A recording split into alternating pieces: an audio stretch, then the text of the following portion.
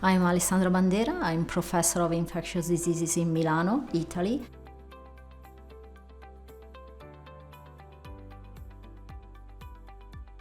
My work is on infectious diseases, especially bacterial and fungal complications for fragile patients like the immune-suppressed patients or also the critically ill patients in my hospital.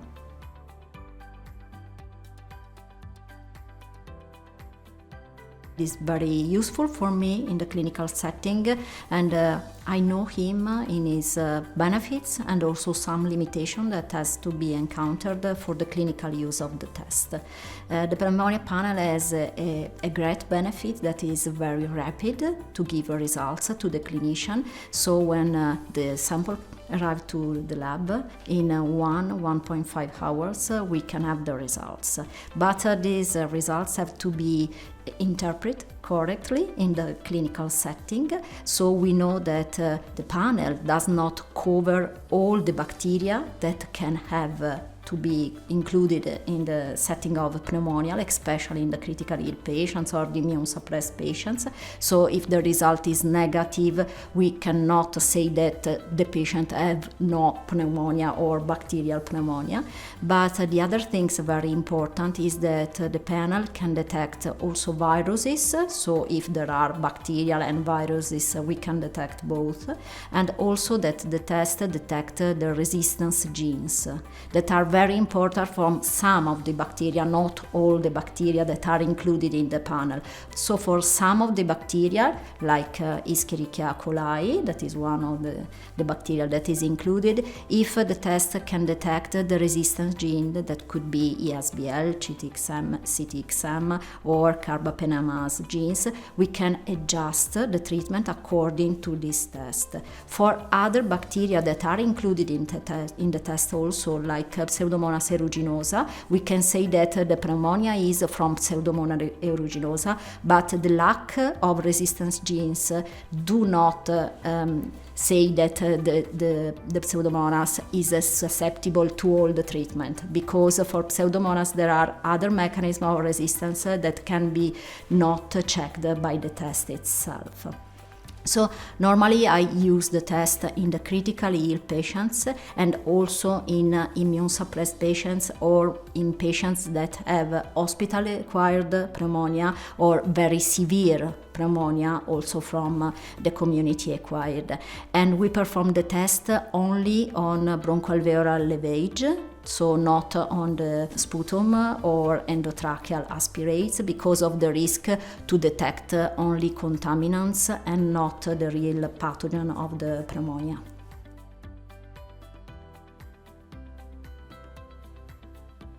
I think that the results have to be considered in the setting of the clinical situation of the patient.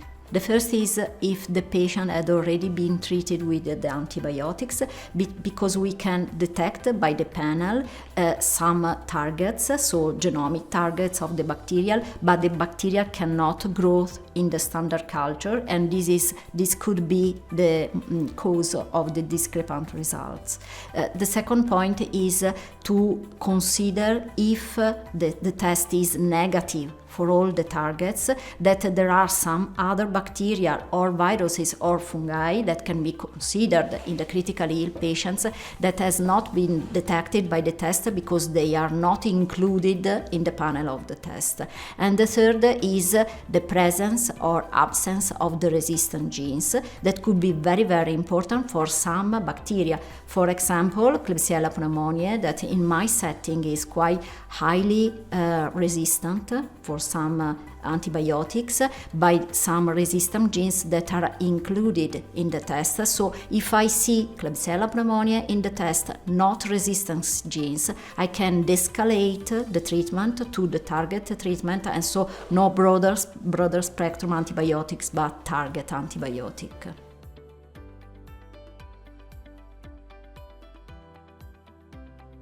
We started to use the Pneumonia panel in the ICU during the COVID-19 pandemic, and we used the test on bronchoalveolar lavage as compared to the cultural traditional test performed on the same material.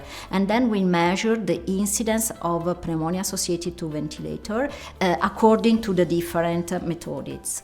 And we found that there were a good accordance of the test for the bacteria that are in the panel, with a very high sensitivity for the panel, the pneumonia panel, as compared to the traditional culture, but with a specificity that was not so high. So we found also some samples in which we found the bacteria in the pneumonia panel, but not in the culture traditional test. And this is quite relevant to be included in a clinical approach, so to see if why the test was positive and the culture not, and if the bacterial could be only a contaminant and not the real pathogen of the pneumonia. The second point is that we had in that cohort of patients some patients that had fungal infection from Aspergillus that could not be detected by the test, but that had been detected by the culture, and also one bacteria that was Corynebacterium striatum. We had a little outbreak of pneumonia due to Corynebacterium striatum that was not detected by the test, but yes, was detected by the cultural traditional methods. And when we comment and add some clinical consideration on our results, we defined that there were at least two very nice strength points of the use of the pneumonia panel in our cohort. The first was the time turnaround, that was very short as compared to culture, and the second was the ability to anticipate our therapeutic choices. So we found that when we add some therapeutic choices with the pneumonia panel results, we had, after a confirmation of these choices, in 80% and more of our cohort. However, we found also some limits of the use that we have to acknowledge. The first is that we have not all the bacteria on panel, and so we have to consider also what we missed. In COVID-19, Aspergillus was a problem, but also now we have to consider some non-fermenting gram-negative bacteria like Stenotrophomonas maltophilia. And the other thing is that in some cases we found the resistant genes that were not confirmed in the culture traditional methods. So maybe when you found some resistant genes in a setting where it's not so used to find it, you have to consider that there could be also some discrepant results.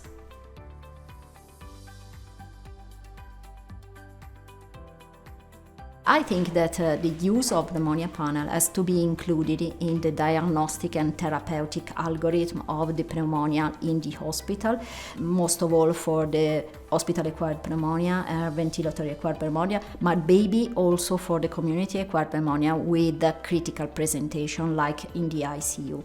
And so I think that the clinician, the infectious diseases and the ICU physician have to agree about what are the choices that can be done for the therapeutic of the patients according to the results of the test and also the results of the traditional culture.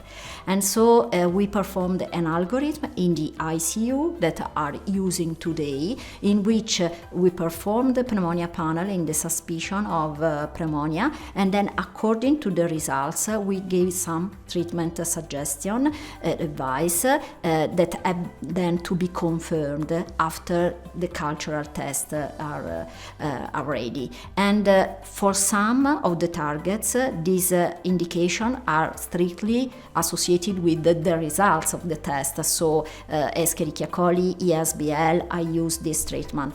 For other targets like Pseudomonas aeruginosa, I know that is Pseudomonas aeruginosa. I don't know if it could be sensible or resistant to some of the drugs, so we use the data from local antibiotic resistant pattern epidemiological data of our hospital.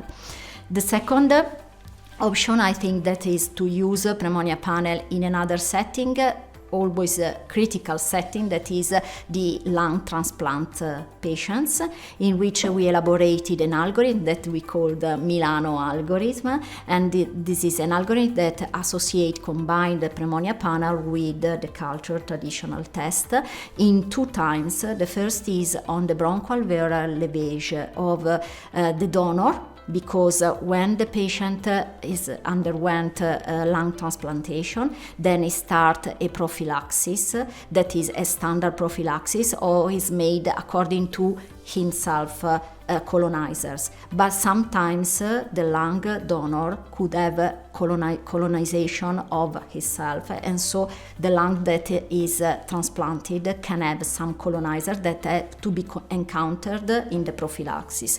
But the results of the cultural test comes from some days after the transplant, and so the prophylaxis in the first day is standard prophylaxis. So with the lab test, the Pneumo panel test, we detect immediately during the transplant the possible presence of some colonizers in the lung that have to be transplanted, and so to adjust the prophylaxis in the recipients already in the first days after transplant. The second time point that I think is quite important is in the first days after transplantation in the recipients, because generally we use a long prophylaxis that is tailored according to different centers, in some days 7 days, also 14 days in some cases. But we use in the 3rd days after the transplantation the pneumonia panel, so that if it's negative for all the targets, we think that we can safely stop the treatment, and this could be very important also to limit the unnecessary antibiotic treatment in this setting.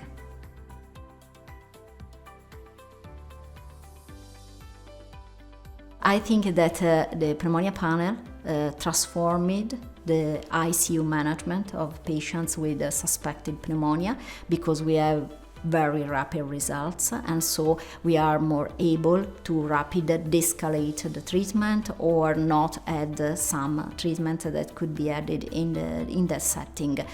There are some limits that have to be acknowledged for the use of the panel in the clinical practice, but I think that in the future we can expand the use of this panel, maybe added to some others biomarkers, for example host immune biomarkers that can add some aspect of the real clinical impact of some pathogens that are detected by the test, and so if they are responsible for pneumonia or not. The second is to assist the interpretation of the test by the clinician, that can be made by a very large analysis of data from the clinical setting. And the third, I think very important, is to choose to introduce the panel in some other hospital or in some other settings, according also about the analysis of cost effectiveness that could be very important to give other point of strength of this test in the clinical practice.